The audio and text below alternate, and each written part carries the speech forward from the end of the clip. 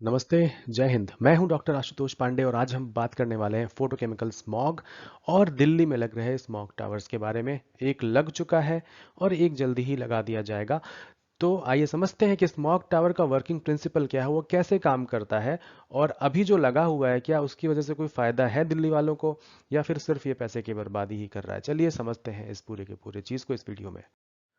तो अब हम पहले समझते हैं कि फोटोकेमिकल स्मॉग होता क्या है और उससे पहले समझते हैं कि भाई स्मॉग क्या होता है। ठीक है, तो स्मॉग है स्मोक प्लस फॉग, ये दो शब्दों से मिलकर बना हुआ है।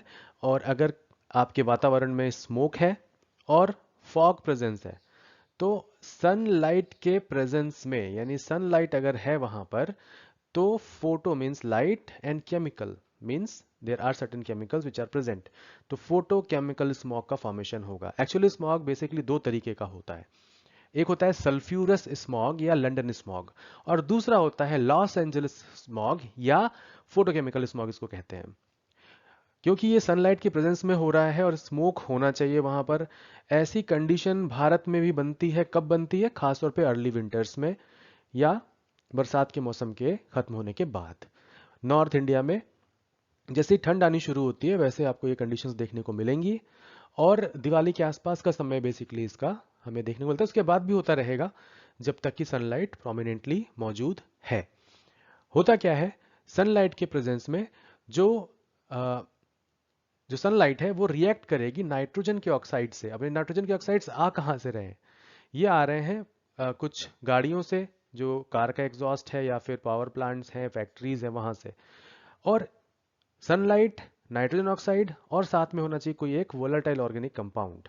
ठीक है, ये एटमॉस्फेयर में जब अगर होंगे, ये रिएक्शन फॉर्म होगी और बन जाएगा एक जो सेकेंडरी पॉल्यूटेंट है उसका फॉर्मेशन होगा। उसमें ओजोन हो सकता है, उसमें पेरोक्सी एसिटिल नाइट्रेट हो सकता है, और ये सेकेंडरी पॉल्यूटेंट्स हैं और ये फॉर्म करते हैं स्मॉग, या यूं कह लो फोटोकेमिकल स्मॉग।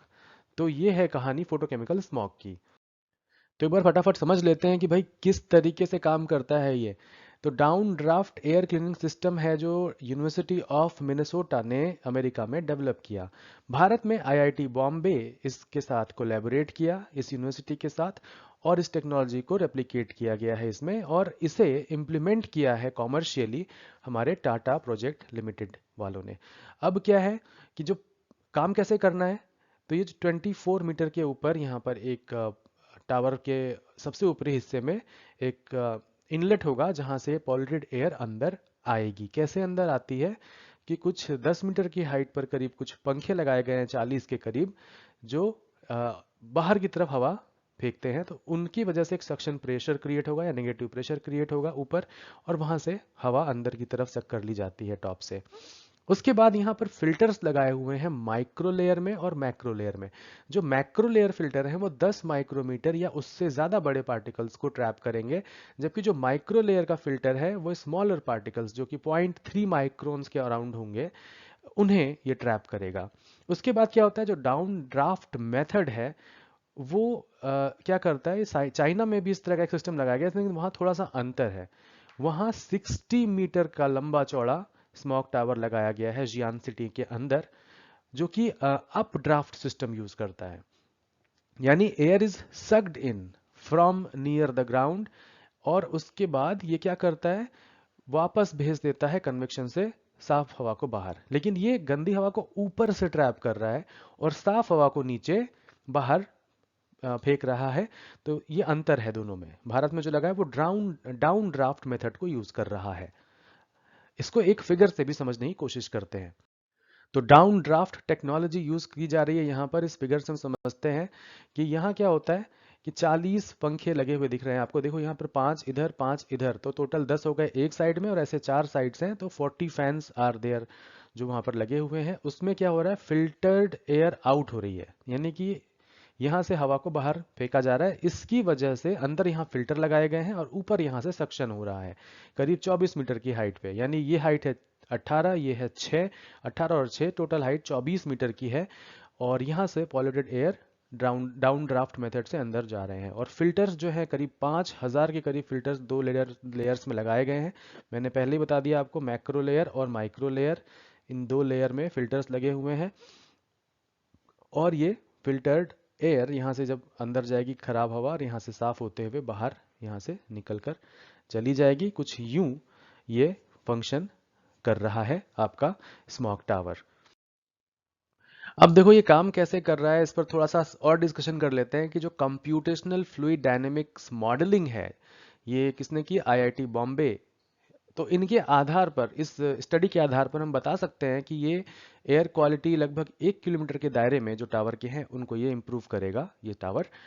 और जो एक्चुअल इम्पैक्ट है वो एक्सेस किया जाएगा अभी आईआईटी बॉम्बे और आईआईटी दिल्ली के संयुक्त तत्वाधान में। 2 साल की एक पायलट स्टडी है और ये डिटरमाइन करेगी कि आखिर डिफरेंट वेदर कंडीशंस में लेवल ऑफ पीएम 2.5 या पीएम 10 का क्या असर या अंतर देखने को मिल रहा है इस स्मॉग टावर की वजह से।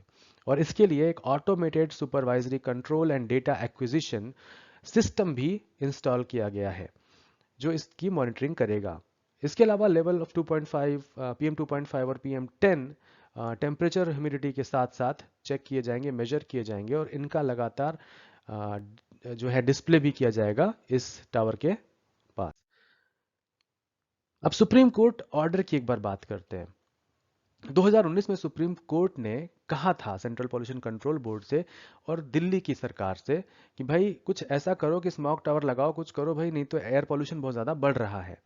तो कोर्ट ने इस मैटर पर ध्यान दिया और ऐसे बताया कि भाई जो नेशनल कैपिटल है उसमें स्टेबल बर्निंग यानी कि पराली जलाने की वजह से पंजाब, हरियाणा, उत्तर प्रदेश में पॉल्यूशन हो रहा है क्या।